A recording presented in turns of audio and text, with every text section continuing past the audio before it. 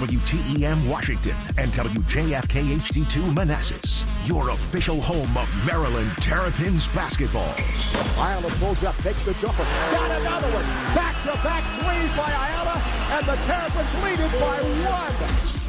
The Team 980, an Odyssey station. It's the Reese Waters Show. You ready? On the Team 980 and the Odyssey app. Yeah, oh yeah. And sometimes we try and cover up these scars. Sometimes we try to pretend these scars aren't there. But those are the scars that we should be proud of. Those are the scars that tell our story. Those are the scars that give us strength. Those are the scars that make us the people we are.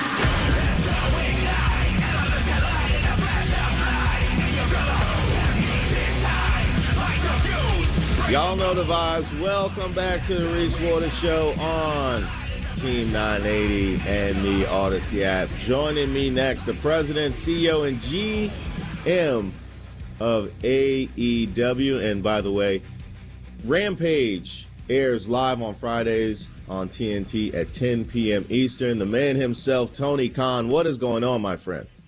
Hey, Reese. A lot is going on. Thank you for having me on your show.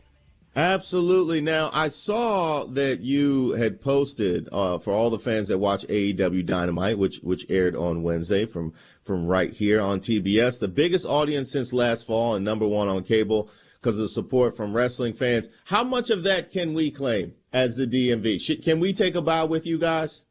Yes, a huge amount. Thank you for everything you've done to support the show, and thank you for having me on to promote tonight's show. Please take a bow. Well, in fact, on October 2nd, 2019, AEW had actually the very first episode of Dynamite, and that was right here in D.C. in front of a packed house, and it was a smash. So when you look back at that first episode, because this is, in many respects, a full circle moment that you guys are back here now, what do you feel most proud of? Well, there are many things, I think. That's a great question, Reese. I would say I'm most proud that we've built this big audience and brought so many fans back to pro wrestling and given them something to look forward to every week on Wednesday night and tonight on Friday nights. It's become a huge part of so many people's lives, and I think it's awesome. You know, I love pro wrestling. It sounds like you love pro wrestling too, and you know, for us wrestling fans to have something you can count on every week, it means a lot. It becomes a part of your lifestyle, and you know, Wednesday nights on TBS with Dynamite, and now Friday nights like tonight with Rampage live on TNT. It's really very, very cool. I love watching wrestling on TV, and I love going to the live wrestling matches. And for all the fans here in D.C., we're on live tonight, and we have a great show here in the area. You know, for all the fans, tonight's a special event. You played a clip here before I started on the show of Jon Moxley's return, and he's been out a while. His first match back tonight against Ethan Page, Jon looks amazing, and I think a lot of people are going to be really curious to see Jon in action for the first time since he came back on Wednesday looking so good. Yeah, it was an incredible way to start the show, and it was actually one of the things that as far as the timeline was concerned really hooked a lot of people and got a lot of people talking, specifically comments that came from Bully Ray saying that Jon Moxley actually owed an apology to the fans. Where do you come off on that? For what? I don't know. I didn't see that. Yeah. Well, I mean, there was certainly a lot of people who disagreed, and a lot of people that were there, that told me they were there, that really appreciated what Jon Moxley had to say. Yeah, so. I wouldn't. I thought he was amazing. I thought he carried himself incredibly well, and I definitely thought Jon was tremendous, both on the mic and the way he looked. It just seems like mentally and physically he's healthier than he's been in a long time, and I'm happy for him. And as a fan of Jon and a friend of Jon, I'm excited to see him back in the ring tonight. And that is going to be, I think, something people will remember for a long time, seeing Jon in his first match back tonight on TNT. And also, tonight, the first ever defense of the TBS championship in the main event tonight. Jade Cargill, the undefeated TBS champion, taking on one of the top contenders, Anna Jay, who's been on a roll herself. You know, she was victorious in that huge street fight on New Year's Eve, one of the bloodiest, most hardcore matches you'll ever see. And Anna Jay is a rising star, and I really think that's a great main event for tonight, the first ever TBS championship match, Anna Jay challenging Jade Cargill. Well, we are definitely honored to have it here. I am on with the president and GM of AEW, Tony Khan, and people really enjoy the shows, especially hardcore wrestling fans that feel exciting and unpredictable at the same time, yet make a ton of sense. How much of what we see is part of your artistic vision, and how hard is it to balance the way you see it in your mind as opposed to what you get in front of the fans? Because we always know everything never goes the way that it went in our minds. It's a great question. Well, Reese, I mean, I think so much of it comes down to the wrestlers. You know, I try to put exciting matches out there and big matches that, you know, are not only going to be great wrestling, but also create some really memorable moments. I think a lot of it comes down to the creativity of pro wrestlers. Like, you know, when you hear a pro wrestler do their interviews, I think one of the things that really helped wrestling get so popular in the 1980s and 90s was hearing from the heart of the pro wrestlers. And, you know, on our competition for a long time, I think all the interviews and promos just probably overly scripted. So my creative vision is to, you know, put people out there, give them an exciting match, and give them a chance to really prove themselves, as opposed to kind of trying to script every word they say. I'd rather the wrestlers show off what makes them so interesting, so exciting, which is their personalities. And there's nothing more exciting than an excited wrestler, you know, speaking from the heart. Yeah, I look, you got a lot of people's ears perked up in talking about the 80s and the 90s in wrestling, that's for sure. We had Serena Deeb on earlier this week, and she's a fantastic example of a performer almost catching lightning in a bottle and making the most of an opportunity. And I expect you have a lot of ideas you want to get done.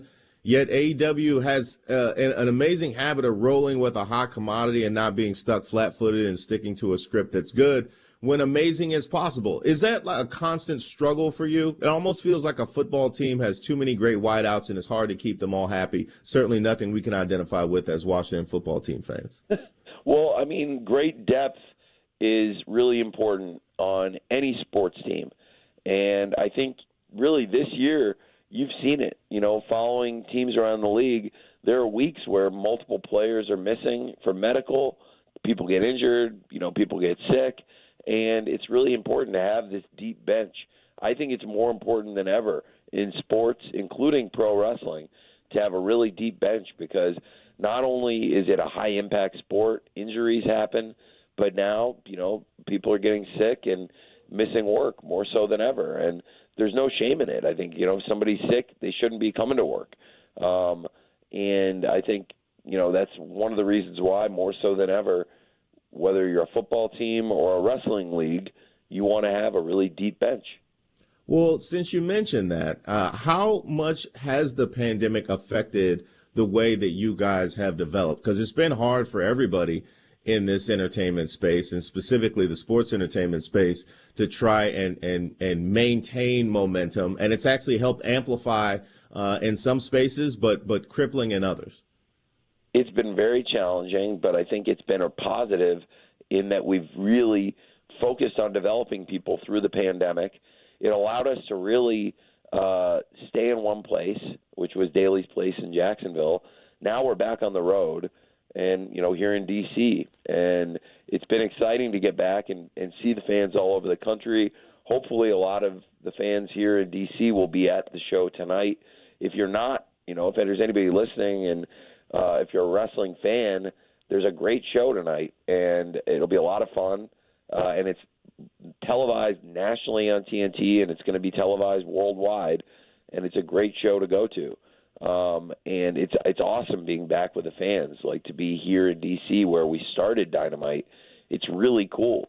But also, for a long time, it was, something we tried to make the best of was we weren't able to travel, and we were in Jacksonville for a while, and it was great, I think, when we were able to finally bring fans back there, and those fans were so loyal and supportive. In Jacksonville, when we built almost a drive-in movie experience at an outdoor amphitheater, try to make it safe for everybody to come see the shows.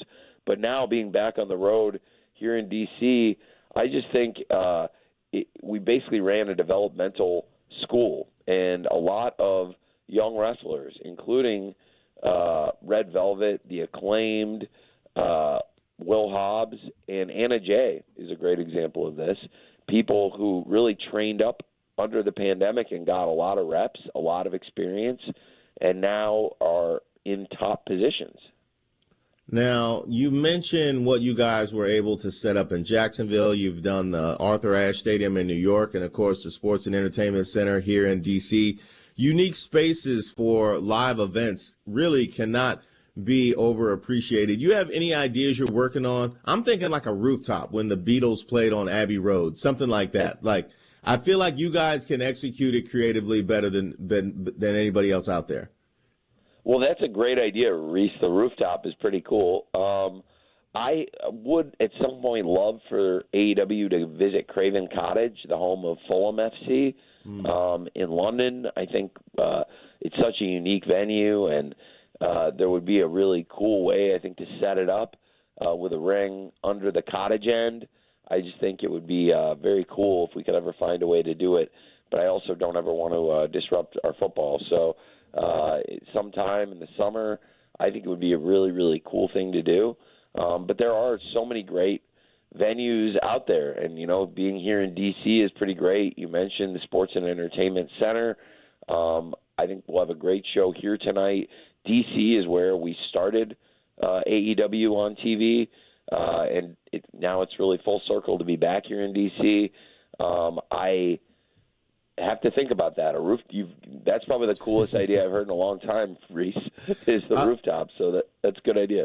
Absolutely. Well, look, in any way that I can contribute, I'm here every day from noon to 3. You guys just let me know.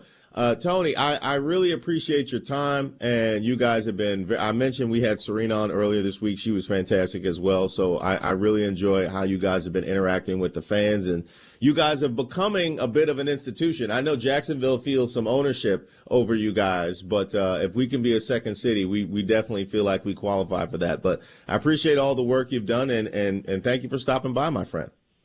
Thank you, Reese. You are awesome. Thank you for having me on the show, and thank you for giving me this chance to promote AEW in D.C. It means the world. Thank you so much. Absolutely. Rampage, by the way, airs live on Fridays on TNT at 10 p.m. And as he mentioned, it is live right here at the Sports and Entertainment Center. Go ahead to Ticketmaster.com and get your tickets so you can actually be in the arena when they have finally made their return and have come full circle right here in the DMV. All right, that was Tony Khan. That was a lot of fun. The president, CEO, and